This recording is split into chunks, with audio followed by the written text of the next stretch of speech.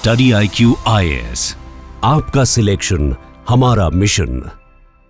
Hello and welcome, this is study IQ and I am Prashant Jha. हमने देखा है कि इलेक्शन कमीशन के द्वारा स्पेशल इंटेंसिव रिवीजन लाया जाता है, जिस स्पेशल इंटेंसिव रिवीजन की वजह से पूरे भारत में कंट्रोवर्सी है। ऑपोजिशन जो है वो गवर्नमेंट का इलेक्शन कमीशन के विरोध में प्रोटेस्ट कर रही है। तो ये जो इलेक्शन कमीशन के द्वारा स्पेशल इंटेंसिव रिवीजन लाया गया था वो क्या था? तो उनके अकॉर्डिंग जो इलीगल वोटर्स हैं उनको उस लिस्ट से बाहर फेंकना था। अब इस इलीगल वोटर्स में बहुत सारे पैरामीटर्स हैं, जैसे कि जिनका डेथ हो चुका था वो भी अभी तक उस लिस्ट में थे, जो दूसरे राज्य में जा चुके थे वो भी अभी तक उस लिस्ट में थे।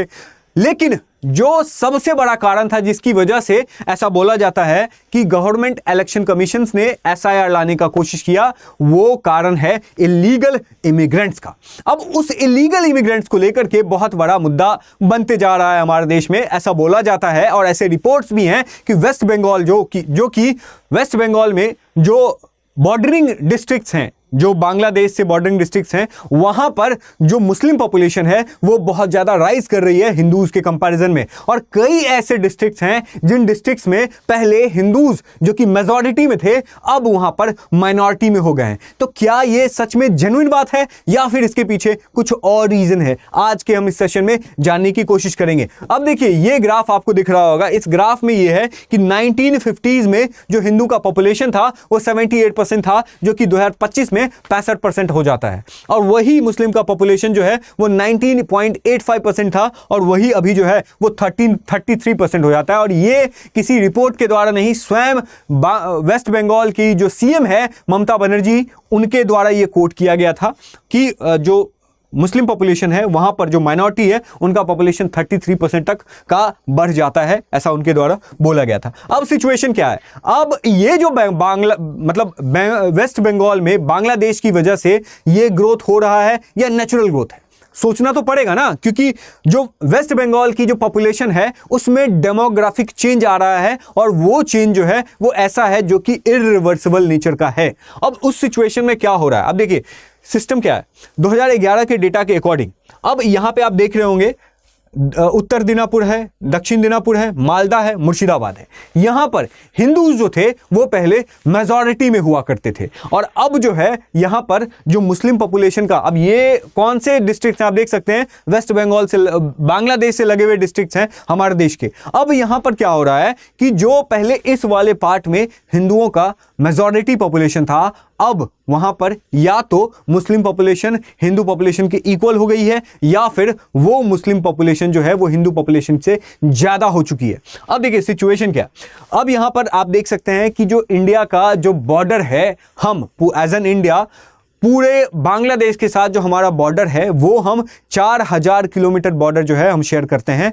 उसी 4000 में 2200 किलोमीटर जो है हम बॉर्डर हमारा वेस्ट बंगाल शेयर करता है बांग्लादेश के साथ। और यही सेम चीज आसाम में हो रहा था, और यही सेम चीज आज वेस्ट बंगाल में भी हो रहा है। आज नहीं, बहुत सालों से हो रहा है। अब देखिए यहां पर अगर हम दो डिस्ट्रिक्ट की बात करें, आप देख सकते हैं बीरभूम और 24 परगना। ये 24 परगना वाला इलाका है, ये बीरभूम वाला यहाँ पे बीरभूम वाला कोई इलाका है। अब इस जगह पे क्या हो रहा है कि जो वहां पर जो मुस्लिम का जो परसेंटेज है ना, मुस्लिम का जो एवरेज परसेंटेज है, इस दो जिला में जो स्टेट का एवरेज परसेंटेज है, स्टेट का जो पूरे वेस्ट बंगाल में जो मुस्लिम का ग्रोथ हो रहा है उसका परसेंटेज आप समझ लीजिए, और बीरभूम और 24 परगना वाले डिस्ट्रिक्ट का आप मुस्लिम पॉपुलेशन का ग्रोथ समझ लीजिए।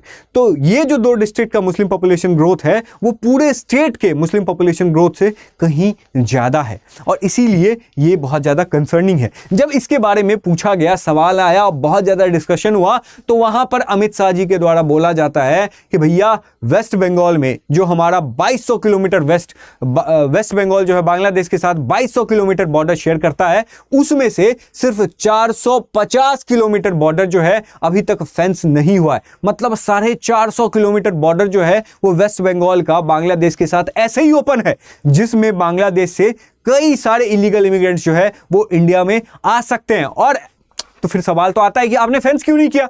तो इनका जवाब आता है अमित शाह जी का कि हमने कई लेटर्स लिखे, 10 लेटर्स तक हमने लिखा है, और हमने बोला है कि हमें जो है इस 450 किलोमीटर के लैंड को हमें फेंस करना होगा, लेकिन उनकी तरफ से कोई रिस्पॉन्स नहीं आता है। उनकी तरफ से अब लैंड एक्विजिशन होता ही नहीं है, हमें लैंड ही प्रोवाइड नहीं कराया जाता है, जिसकी वजह से हम जो है वो बॉर्डर को फेंस ही नहीं कर पाते हैं और उससे इलीगल इमिग्रेंट्स जो है वो इंडिया में आते हैं। अब इस इलीगल इमिग्रेंट्स की वजह से प्रॉब्लम क्या होगा यार? सही तो है, ठीक है, वहां पे बहुत ज्यादा दिक्कत हो रहा है, यहां पे आ गए, दिक्कत है, बहुत ज्यादा दिक्कत है। बेसिक जो प्रॉब्लम है वो हमारे रिसोर्सेज का इस्तेमाल बांग्लादेशी इलीगल इमिग्रेंट्स कर रहे हैं। उसके बाद जो दूसरा कारण है वो क्या है? हमने देखा है कि पाकिस्तान जो है अब बांग्लादेश को एक वेपन की तरह यूज कर रहा है इंडिया के अगेंस्ट में।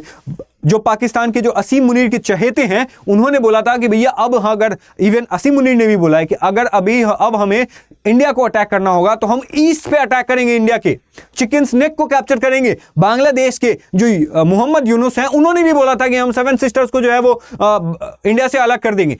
ये पॉसिबल कैसे हो पाएगा? तो जो इलीगल इमिग्रेंट्स के नकाब में जो बांग्लादेश के टेररिस्ट इंडिया में आएंगे तो इस तरह की चीजें तो हो ही सकती है। और ये जो है कोई बनी बनाई हुई बातें नहीं है, ये आप मेघालय के 2-3 दिन पहले का रिपोर्ट आप देख सकते हैं, जहां पर मेघालय में बांग्लादेशी इलीगल इमिग्रेंट्स की तरह वो आए थे, लेकिन वो टेररिस्ट थे, उन्होंने वहां के लोकल्स के ऊपर भी अटैक किया और उनको सीआरपीएफ मतलब बीएसएफ और जो वहाँ के लोकल से दोनों मिलकर के जो है वो उसको कैप्चर करते हैं। उनके पास जो वॉकी टॉकी मिलता है, उसके बाद माइक्रोफोन मिलते हैं, वेपन्स मिलते हैं, बंदूक मिलती है, ये सब चीज़ें मिलती है। और ये 3 दिन पहले का रिपोर्ट है, जहां पर जो मुंबई में जो मर्डर का आरोपी है वो बांग्लादेशी इलीगल इमिग्रेंट्स पाया गया। और ऐसे बहुत सारे ही आपको इंसिडेंट्स मिल जाएंगे जिसमें आपको ये पता चलेगा कि जो बांग्लादेश के इलीगल इमिग्रेंट्स हैं वो इंडिया को कैसे हर्ट करते हैं। और जब उनके ऊपर में कार्रवाई की जाती है तो जो बांग्लादेश की गवर्नमेंट है वो उतना ज़्यादा सपोर्टिव नहीं होती है। और इसके पीछे का कारण क्या है जानते हैं?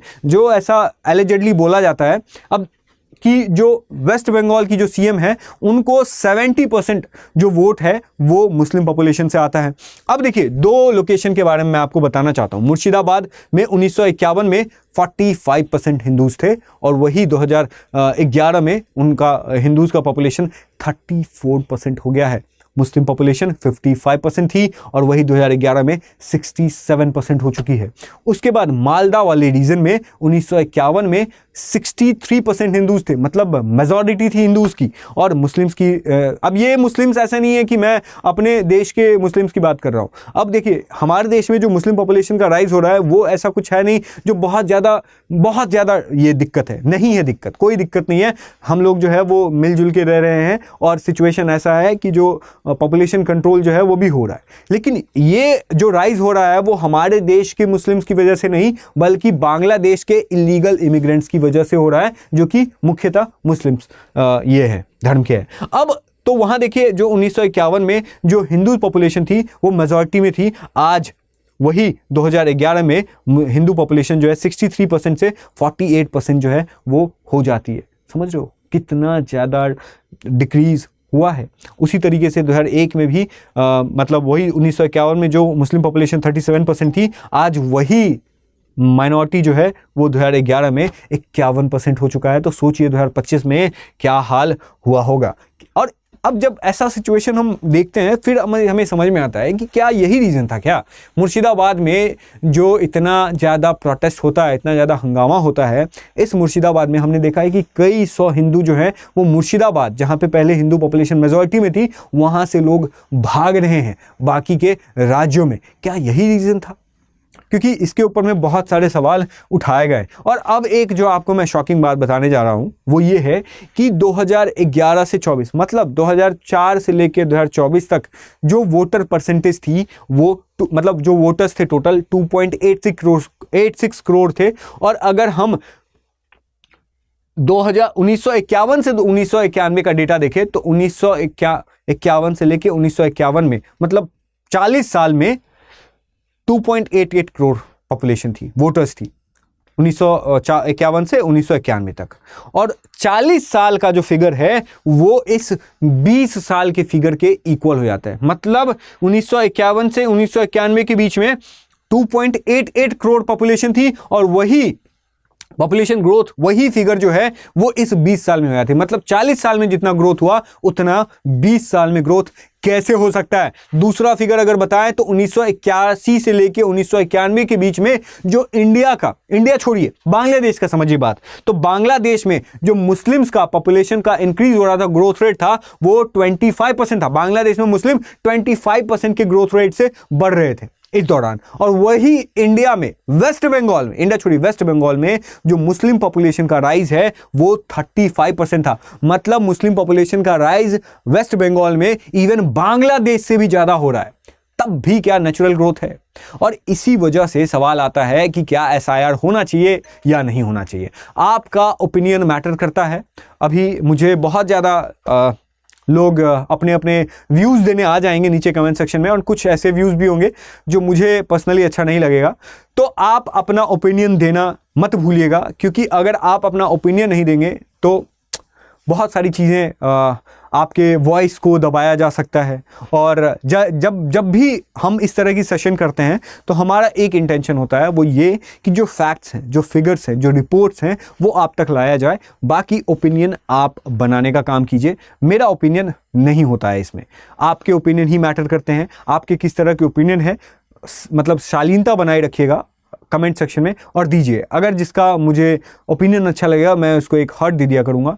तो थैंक यू सो मच। फिर मिलता हूं आपसे नेक्स्ट किसी सेशन में। तब तक के लिए थैंक यू सो मच और कीप लर्निंग एंड जय हिंद। उपलब्ध करा स्टडी IQ IAS, आपका सिलेक्शन हमारा मिशन।